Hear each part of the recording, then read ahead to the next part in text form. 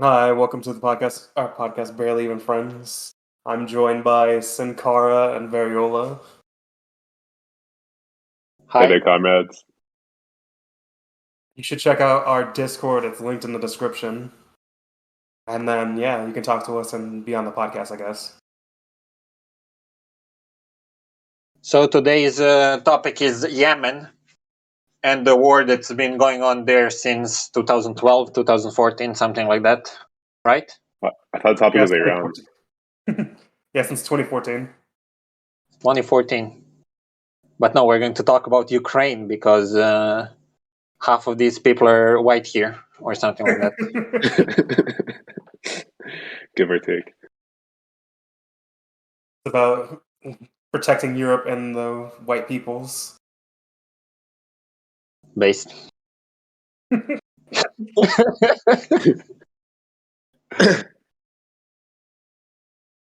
right, so you want to talk about so the whole history led up to this whole event, more or less? Well, that was original idea, but I don't know how smart that is. I feel like if we can give a 5-minute overview of Ukrainian history, it can help give us the context to understand the current situation. So we can start with Kievan Rus. Oh. So Slavs exist, Kievan Rus exist, 1,000 years passes, and Slavs that exist there, influenced by nationalism, try to identify themselves with. Some want everyone to be same, a great Russian identity, so everyone is Russian, and some of them think that they might be actually different, so Ukrainian identity gets developed, then called Little Russian. What year was that? Like around those approximately? Is when nationalism comes. Yeah, 1800s. Second half of the no, not 20th century. Second half of 19th century. Yeah. Then you fast forward to the Russian Revolution. Then, you fast forward to World War One. Russia loses. There's the October Revolution, where the Bolsheviks take over, and various different parts of the Russian Empire leave. You have the Ukrainian nationalist movement. There's like a German-backed white army part of Ukraine. Then you have like the Red Army and like the Black Army with like Makhnovia and the Free Territories of Ukraine going on. And pretty much, long story short, post World War II, Ukraine was a clusterfuck, but Soviets won out mostly. Modern Ukraine, 3/4 are part of Soviet Union, 1/4 is part of Poland. Mm-hmm. Fast forward, it's a little bit stable. You have Hitler takes then over and fascism. Yeah. Holodomor? Oh yeah. Holodomor. Holodomor. No, it's not H, it's G sound. Gladomor. That's how you say it. Well, that's how at least we say it. Gladomor, Soviet Union, there's a famine in Soviet Union. A lot of Ukrainians die from starvation. Was it man-made or was it unintentional by Soviet Union? Consensus in history is waging towards that it was man-made and it was on purpose by Soviet Union to punish Ukrainians for all that clusterfuck in after World War I, but there is not complete consensus on that in academy. Flash forward World War II. There is the war in Ukraine. Germans against Soviets, and some Ukrainian from Poland organizes militia to kill Poles and Jews and participates in Holocaust, so-called Stefan Bandera. Mm-hmm. Flash forward, Stalin dies. Flash forward, Stalin dies. Khrushchev, an ethnic Ukrainian, gets elected to be leader of Soviet Union. After him, Brezhnev, who is ethnic Russian from Ukraine. Mhm. So another Ukrainian figure, although he did lead during his years, Russification stepped up in the Soviet Union. After that, you have Andropov. Then you have another Ukrainian who was both of them for a brief time, and then you have Gorbachev. His mother was Ukrainian, but his father was Russian. Mhm. And then collapse of Soviet Union. In Ukraine, there was referendum. It was really close of if they should stay in the Soviet Union or if they should leave. Mhm. Now we're in modern era, whatever that means. Ukraine's poor as shit, has lower GDP than Iraq. The Ukraine, yes, modern Ukraine is failed in transfer to the system. They're one of the poorest parts of the world, but especially the Soviet Union, the former Soviet Union, the poorest country alongside Moldova. That's it. Oh no, then contemporary. You have two presidents that were like post-Soviet. Then you have Orange Revolution. Ukraine decides that it's going to join the West. Then after that, another president, Yanukovych, wins, who is pro-Russian in some probably meddled elections. After that, Euromaidan, Ukraine once again says we're going to join the West. Russia invades Crimea, causes shit in Donetsk, Luhansk, Kharkiv, Odessa, but only succeeds in Luhansk and Donetsk. They fund separatists, and then there is war. And then this March, actually in late February, Putin invades again. And this time West doesn't tolerate it like they tolerated Georgia, like they tolerated Ukraine, the first invasion of Ukraine. Yeah, in 2014. Also, I feel like what makes this one different was with Crimea. Obviously, Putin just went into Crimea, but this time Putin came all the way to Kiev and bombing the whole country. Yeah, because there was already a military base in Kiev. Not Kiev, I mean Crimea, from like an agreement they had in the 90s about maintaining a port there. And then, so pretty much Russia had Russian troops there, and the troops just pretty much left the base and overthrew the government, and then held a referendum to join Russia. Yeah. I mean, how is this different from what happened in Georgia in 2008? Except that it for 2 weeks, or rather 13 days. Georgia, I don't see a difference, to be quite honest. But I also see a difference. West was ready this time. They didn't tolerate Putin. Yeah, because Bush was like, "Oh, we'll let Ukraine and Georgia join NATO." Then Putin invades Georgia in 2008. Prevent that, because you can't like have an active war and join NATO or like the EU and shit.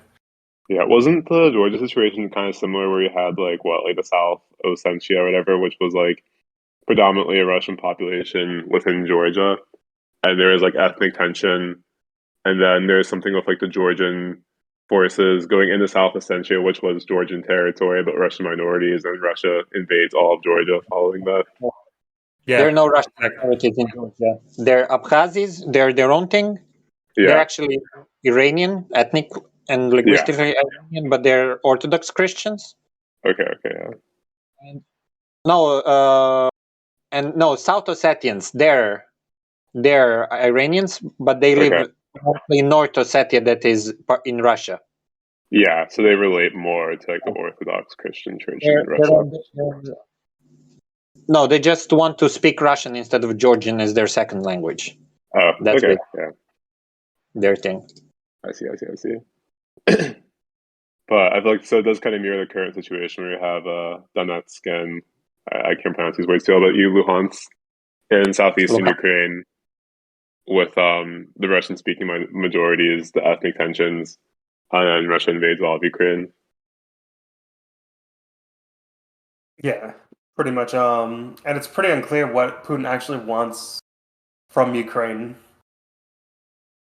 First, it seemed like he wanted Ukraine to stay neutral or like be more involved in Russia, be sided with Russia, but because the whole Crimea and the invasion of the East happened after Euromaidan with the ousting of the pro-Russian president, with a more after he withdrew the application to join the EU, but after the whole invading of like eastern Ukraine and like taking Crimea, pushed Western Ukraine more towards the hands of the EU and the West in general, but they didn't really have any strength to like resist any Russian dominance at the time. And there are two strains in Ukraine. A smaller one that wants to be closer to Russia. They are in the east, and in the west, ones that want to be part of EU. But the thing is, they might let Ukraine join NATO, but they're never going to let them join EU unless they're fit to join EU, because they don't want another Poland or Greece. Hungary. Yeah. No, Greece. They don't want another financially unstable country to join. Because Ukraine's large and very poor. Yeah. It's the second largest country in Europe, correct? Yeah, if you count Russia. Yeah. Oh, so yeah, but they're not. Yeah. They're not the most populous after Russia. The most populous is Germany. And they're probably the second poorest or so. No, they're the most poor. Poorer than Moldova. Yeah, they're poorer than pretty much everyone. They're like the poorest country in the EU. Then like Ukrainian politics is interesting because it's not left versus right. It's more east versus west, either Russia or Europe. Yeah. You want Russian oligarchs or Western oligarchs to run your country? Yeah, exactly.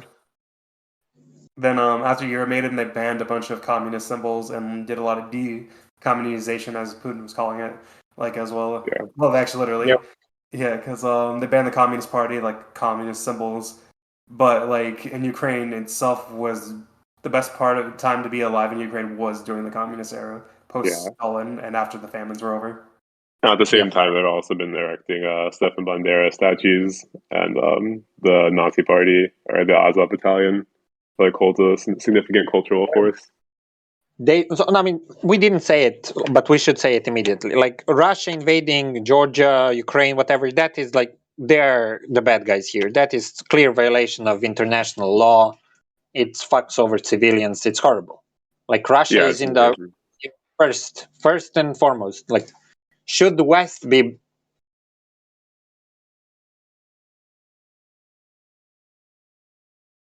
blamed? Yeah. I mean, personally, how I see it, I think I see it as an inter-imperialist conflict. I think Russia lit the match here and invaded Ukraine and unleashed this horror. But I think this context, you can go back very far, like very recent. But I think there's always been kind of a conflict between Russia, at least, and Ukraine, at least going back to like 2004, 2007, where I feel like the West sort of not egged on, but incited a conflict in Ukraine going back further.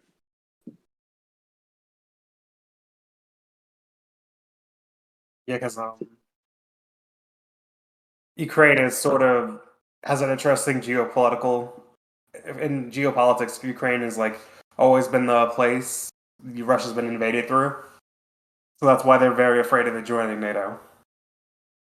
Yeah, I mean, if you look at it, I mean, like none of this is like, I need to be very clear. There's zero justification, but I think from obviously the U.S. has interest in Ukraine, or in Europe broadly.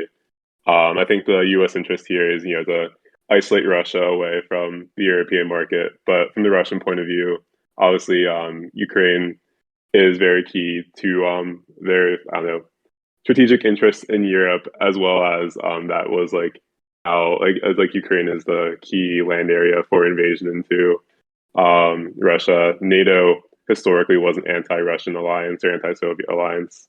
that is pushing eastward. Also, you have like this like far right nationalist movement that's anti-Russian on the Russian border. The thing is too, so after 2014, Ukraine increased the gas fees for transporting natural gas to Ukraine on Russia. That's why they were building Nord 2 and like pipelines to go around Ukraine. Yeah, Not that, like Ukrainians have been sipping off Russian oil supply for decades now. Oh yeah, also too, in the Black Sea on the Ukrainian coast and Crimea, they found large natural gas reserves as well. yeah. Also, Ukraine's also been cutting off the water supply to Crimea as well, right? Yeah, they put they dammed up a canal that was going to Crimea after Russia invaded and then annexed it. Yeah. So I mean, to me, what are you gonna say? I would still want to say, and it should not be said enough. Ukraine is not to blame here. Yeah. No, of course, of course. I mean, Ukraine's not to, you can't blame Ukraine for the invasion, especially the Ukrainians. But at the same time, I mean, the Ukrainian government, what I mean, there is the conflict in the Donbass that's been going on for years. Ukrainian Russia government literally is started it. shitty and incompetent. Yeah. Like they're integrating Nazis into their military ranks because they don't have manpower to fight in the civil war. They're corrupt. The Nazis were the ones doing the best in the Civil War because the rest of the Ukrainian army just like fled and dropped their weapons. Basically, was extremely weak. Yeah. I mean, that army is more rational than the current government. They would rather fight to the death than negotiate. Even though European Union is screwing them over. Yeah, they're giving them all these weapons and telling them to fight to the death to the last man to stop Russian invasion of Europe. Russia was not going to invade. Russia's not going to invade the rest of Europe.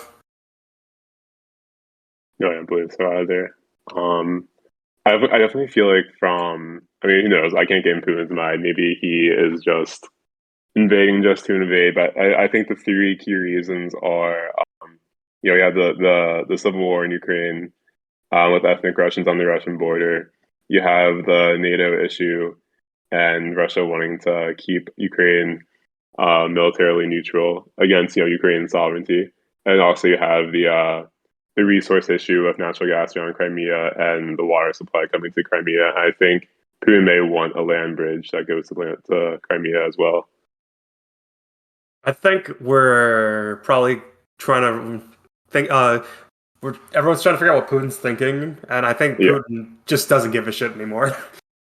I disagree. I mean, I really think, obviously, I don't think he gives a shit about the consequences and the life toll, but I do think, at least in his head, I think he thinks he's doing what's best in his own geopolitical interests. He's destroying the Russian economy, and the global economy is going down with it. No, I mean, I 100% agree, but I think he may have perceived whether it was wrong that this conflict was. I mean, Russia is already a sanctioned country. I have no idea what he may have thought. Maybe he decided that he had to step into southeastern Ukraine for his own interests, and Russia was going to be cut off regardless, so he went into a full invasion. Plus, he also has pipelines being built to China as well. Well, the thing is, though, the invasion's going way worse than his original invasion in 2014, which I thought he probably assumed. 100%. Yeah, probably assumed it to be the same thing, where like most of the Ukrainian army would just give up and flee, or like people would actively join Russia. Or the people in Russia in Crimea when they invaded. Some joined Russia. Yeah, because Crimea had like a very large Russian population. Yeah. I feel like part of like what Putin just Donetsk too. Yeah. Very Russian, yeah. I feel like this last year, I mean, we've had the just in general economic COVID crisis, but I think with the new German government and the new US government that has like been at least continuing the not anti, but the I don't know, the geopolitical game against Russia are escalating it and the cutting off of Nord Stream 2. I think Russia just said fuck it with his relations with the Western countries, likely to his own loss. But I think that might have played into it with the Biden government and the Scholz government in Germany. I think that Germany is non-relevant at all. Yeah, I think Germany doesn't give a shit about Ukraine. Yeah, no, if it was up to the Germans, they would say whatever. Yeah, they'd be like, as long as gas keeps coming and cheap, we don't give a shit what happens. Take Lviv, take all of the Ukraine. We don't care. We welcome refugees because we want white people are easier to integrate than Muslims from Syria. They'll be really like, you can also take Poland if you want to get save us some trouble. Poland, but because they need a buffer. But they would rather buy gas than have to invest in green energy and deal with politics. And you can see that Putin wants to negotiate with the West. He doesn't want to negotiate with the He wants to negotiate. He wants to negotiate with fuck. Wasn't it Macron and who else? And like Schultz? Yeah, no. He wants to negotiate with the US. He doesn't want to negotiate with these other people. Oh yeah, true. Because Macron negotiated with Putin beforehand, and Macron thought Russia wasn't going to invade, and it turns out he was very wrong. No, exactly. But good to go back a second. I do think, although Germany is not a key player, I think it is in the broader context. I think the Germany deciding to go along with the US and Nord Stream 2, I think was a key point to the current context we're in right now.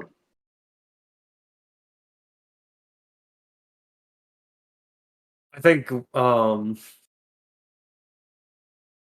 so Putin it's kind of weird, to be honest. Like, none of it makes sense to anyone. And you'll see certain people online justifying the invasion by saying 14,000 people have died in the Donbass region, and Russia's protecting the Russian populace in eastern Ukraine. There was going to be ethnic cleansing. Putin is doing... Sorry for interrupting. But Putin is like, what did West say during all their invasions in last 30 years? WMDs. WMDs, Iraq, they have WMDs in Kharkiv. Genocide in Kosovo, genocide in Donetsk. What else? He said another 30. Oh yeah, biolabs. You're using the same probably. WMDs, like... Nazis or whatever. Oh yeah, Islamic extremists. They are Nazis in Ukraine, but the deal, you don't deal with them by invading their country and making them stronger. Yeah. Making them stronger and giving them a reason to live and fight. Because literally now they're getting direct weapons and funding from the West, and the West is like saying, these are the good Nazis. Yeah. I feel like for the West, every Nazi is a good Nazi. But no, I definitely think Putin is cynically using the Western playbook of using human rights to justify geopolitical interests. But he's also like, even on his own politics, he's all over the place. Like he says, "Oh, Ukrainians don't exist as a nation; they're little Russians, actually." It's the right wing, like Russian nationalist point of view. Yeah. I mean, he is Russian nationalist. Of course, yeah. He's their leader as that, but he's also their leader inside the country. Like he's part conservative party, National Conservative Party.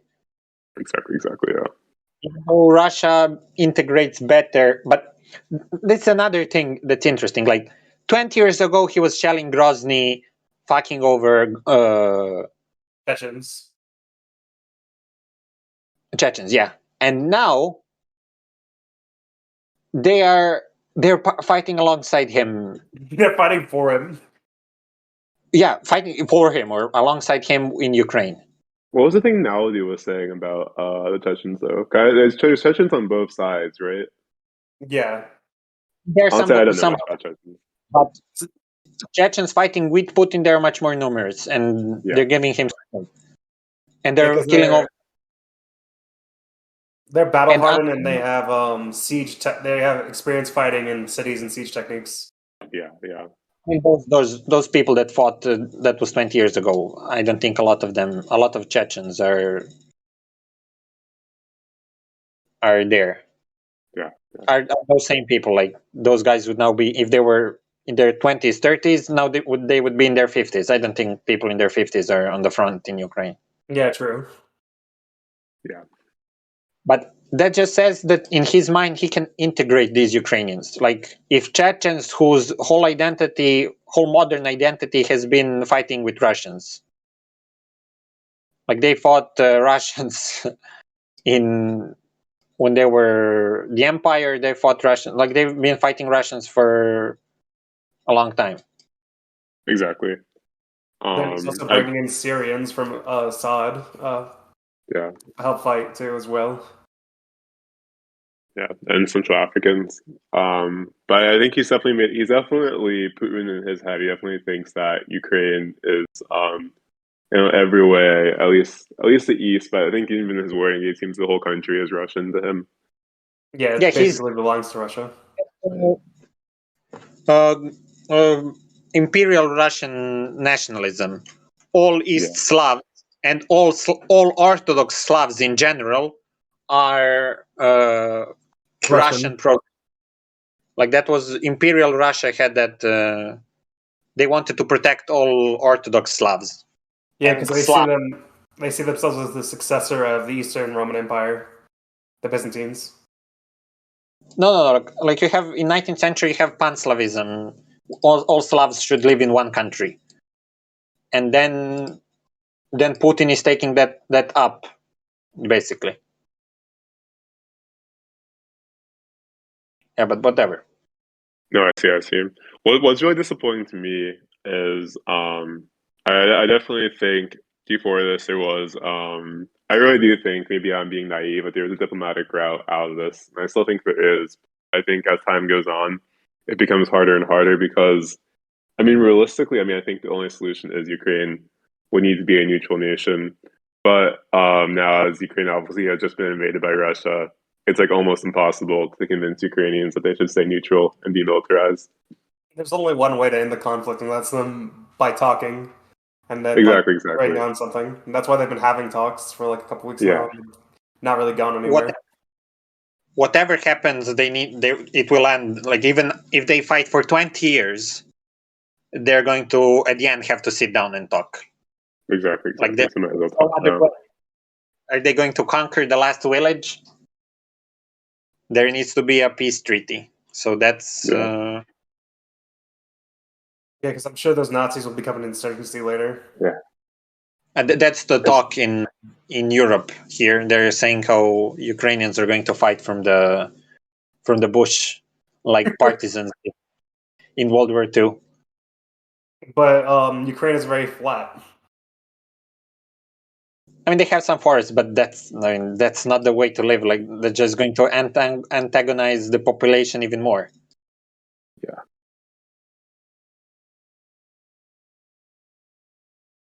I don't know. It's just frustrating too, because I don't know. Maybe regardless, Putin would invade, but it just seems like it feels like that from the Western NATO alliance. It seems like they barely even want Ukraine to join NATO. They just want the door open that Ukraine could be in NATO, but it's not super strategically important to them.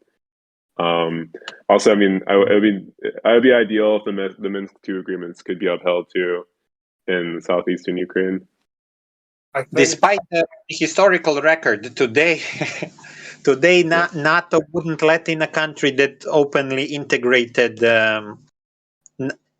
Nazi regiments into their military. NATO wouldn't? Even though historically they did that with Germany. Yeah. Portugal is fascist as well. When did West Germany join NATO? In 70s? So not even that. Maybe in 60s. In 60s. Let me see, when did West Germany... They joined 55. 1955. 55. So yeah, there's definitely some Nazis, I think, in the NATO ranks. But today, that would be a problem. Like not a lot of, especially Western European countries would tolerate that. Well, They I mean, didn't let, Turkey's in NATO. Yeah, Turkey was in NATO before it became full Nazi. Well, True, fascist. I mean, it's in the ranks. And obviously, Turkey. Portugal is fascist in NATO. Portugal was clerical fascist. Yeah, they didn't let Spain join until French. What's his name died? Franco. Yeah, Franco. But I mean, even Poland and like Hungary, right, are pretty far right governments within NATO. Yeah, but they all became more far right Far right after. afterwards. Yeah. True. But one thing is you have a far right government or right wing government, and another thing is you openly integrated paramilitary into your military. Like that's insane. Also, to be a part of Yeah. NATO, you actually have to have like you can't be a No. dictatorship basically or whatever. Ukraine is a hybrid, very poor democracy where they oligarchs control. Like even the craziest thing about Azov Battalion is that they are actually funded partially By a Jewish oligarch. Jewish Ukrainian oligarch. Yeah. I mean, it's insane, but Yeah. Also, Ukraine can't be in a civil war, correct? If they want to join NATO. yeah. Pretty much. You can't be like in an active military conflict. Like, yeah. So I mean, I just feel like it was just so confusing to me because I feel like it'd be so simple. I mean, I see why like the U.S. won't, but you think I think the one guy in the survey was saying that it's pretty much Biden's just trying to keep face, but it'd be so easy if I'm being like, yeah, we're not going to touch Ukraine, but they don't commit to it. Well, yeah, because like somehow Russia became like America's greatest enemy right before Trump became elected. I know it goes back to like I guess No, I don't know if they're number one, but I feel like it starts in at least like 2007, 2008. No, no, because everyone laughed at Mitt Romney in 2012 when Mitt Romney said Russia. Yeah. But even then in 2008, correct? Because then during the debates, it was a big deal, and Obama said that he would speak with Putin. I think in like 2008, the tensions were high between U.S. and Russia, and then by 2012 they calmed down a little bit, and in 2014 you had They flared up again. Ukraine, Russia, then Syria in 2015. And I really think Syria is where the point of no return started, because that was the first time where you had like U.S. and Russian military since the Cold War facing off against literally facing off against each other, but on opposite sides of a conflict. Well, there's Russian mercenaries, and the U.S. called them before. It's like, "Are these your guys?" They're like, "No, you can kill them." Oh wow! That's when the U.S. like special ops killed like a bunch of Russian missionary I like do remember mercenaries. that, yeah. It was like do you remember? I think it was like 2016, 2015-ish. I don't know. Yeah, so it's been so recent. But I remember Stephen Hillary was calling for a no-fly zone over Syria back in like 2015, or 2016, one of those years, which would have been essentially the same situation right now in Ukraine. Well, like the Syrian civil war has been going on since 2011. Yeah, but Russia didn't come until 2015, correct? Yeah, that was when ISIS became big. Yeah. And like the war was basically over for Assad pretty much had lost the war, and they were doing peace talks. Yeah. And then like since Assad was a disadvantage until Putin joined the war, and were pretty much the peace talks ended more or less because Assad was winning again, and Assad had no reason to negotiate with like the rebels. Yeah. But I do think that 2015 is the year, or 2014/2015 have been like the years of no return that brought us to here. I mean, if you no, it was before that when they invaded Crimea. Oh yeah, so it's 2014. 2014. So the Euromaidan, and even if you listen to Kissinger, he said we should keep Ukraine as a buffer because Russians are not going to let us do this. But I mean, it still doesn't excuse Russia's actions. But it doesn't excuse it. Doesn't excuse it. I do think it's similar to like I don't know. It doesn't excuse it. Russia's invading based on their own imperial interest, But it is a Basically, shame. it's the Russian Monroe Doctrine, basically. Yeah. It is a shame because it does feel like neocons are maybe going to drive this planet off the cliff because there really is no reason other than just like the neocon craze in America to push NATO all the way to the Russian border. I mean, I don't know. Well, NATO's already at the Russian border. Exactly, in Estonia, Latvia, Lithuania. But I think that Ukraine is the traditional invasion route into Russia. Yeah, it's kind of the Balkan states are there. They're fucking Nazi as shit. They actually they have holidays for like the SS and shit. Yeah, in Lithuania, I've heard especially. Yeah. I don't know why Putin's not gonna go denazify them. He doesn't care about the Nazis. I think it's all. I know he doesn't. Yeah. It's just a talking point. Yeah, it's a shame. It's a shame because I think in the Western discourse we're lost in this thing where it's like you have one side being like Putin is actually denazifying, like he's like this is World War II again, and then you have the other side saying like yeah there are no Nazis in Ukraine and Ukraine's actually this like liberal perfect democracy where they care about human rights and stuff, which obviously both sides are fake. I think Americans fall into the trap. There has to be a good or a good guy and a bad guy in every war. Exactly. Because like the only time there ever actually was like a actual good guy and bad guy in a war were like the American Civil War and like World War II. Even then, I mean, obviously, the U.S. was on the clear good side, but both times it was cynically used for it. The cynicalness of the U.S. government allied with very good interests. Like Yeah, it just obviously, ending happened. slavery was good, but Lincoln didn't care about ending slavery, and I don't think the U.S. government really cared much about Nazi Germany. Yeah, and for ethical reasons. ending slavery benefited them in the war because the South had a slave economy. Yeah, No, but I have to disagree with you here partially because socialism is also an economic ideal, right? Yeah. Why do we want all the things that we propose and want for economic reasons? So why is economic reasons selfish of the northern? Why is it? Oh, they were only against slavery because they benefited from because they could employ black people and because the cotton would be whatever. No, I mean in the North, most people who were against slavery were for moral reasons. We're talking about the U.S. government itself. Yeah. But yeah, U.S. government was against slavery, or rather, North U.S. government was against slavery because they were backed by industrialists who wanted what they wanted for their own reasons. Yeah, because they could also go to the South and get cheap labor by getting rid of the slaves. Yeah. But why is that's morally wrong? But what we have that is morally just. No, I agree. You make a good point. The morals are usually BS, but I think the economy is a loaded term. Where I think black people obviously are better off, like clearly better off as workers than being enslaved. But I think it was that the economy was to benefit the industrialists, while a socialist economy is supposed to benefit the general population.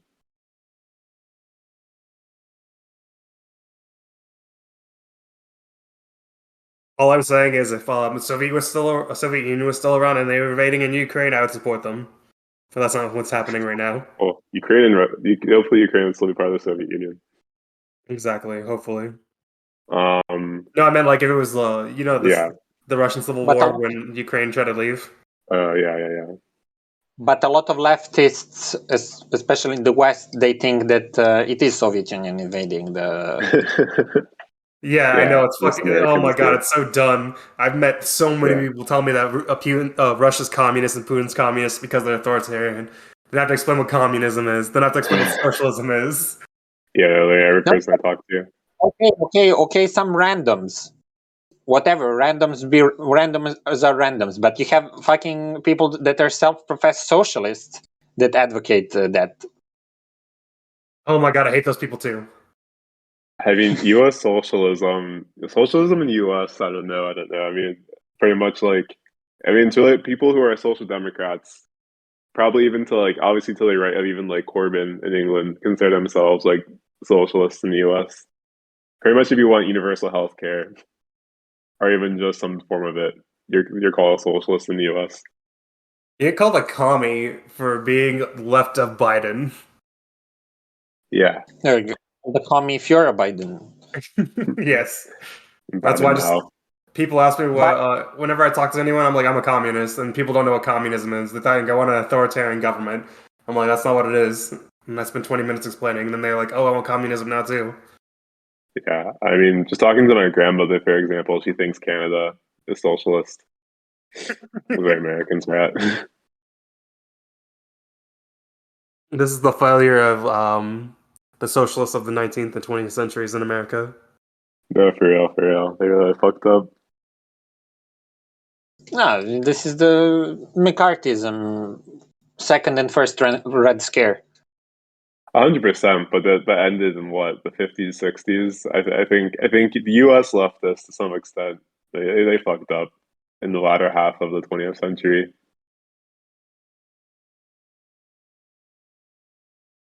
They really did. I mean, obviously, the U.S. had a huge propaganda machine, but I feel like it's one of those things where it's like, yeah, that was going to happen regardless. You know, it's pretty sad that it's been 70 years, since World War II, and the average American has no fucking idea what communism or socialism means. Yeah, and the average American thinks the Nazis were better than the communists. No, for real. I mean, the liberals think that. Yeah, it's fucking insane. Yeah. Do you really have liberals who think that? There's No, I people read on the liberals Twitter, think that. yeah, and liberals, they're like, Hitler, a fucking sophomore English teacher told me Hitler killed less people and the Nazis killed less people than Stalin and Mao and Pol Pot. So that's why communism is evil. No, yeah, being straight up with you there, like that. I just knowingly talking to like educated liberals on the East Coast, most of them would say that like, yeah, Hitler was bad, but like Stalin, Mao, and Pol Pot were all worse than Hitler. Is like an average educated liberal take in the U.S. Yeah, because even though Hitler fucking started World War II, those deaths don't count. Yeah, And then all the people he starved to death and all the other people who didn't die just in the Holocaust, who also died in their death camps. yeah. Also, obviously, bad if Nada was talking about this, but Americans have this weird thing where it's like more fucked up if your own people die or something. But if like You kill because foreigners, it's okay. even though obviously Hitler did kill, it's whatever. But Oh yeah, if you're listening, follow Ben Impinado on YouTube. Yes, Bad Empire is pretty based. solid content. But don't follow him on Twitter. On Twitter, he's fucking insane. Yeah, On Twitter, very cringe. he wants Mapuches to come over and stab him to death. Probably transaction. So don't follow him on Twitter. Twitter, no. Agreed. Is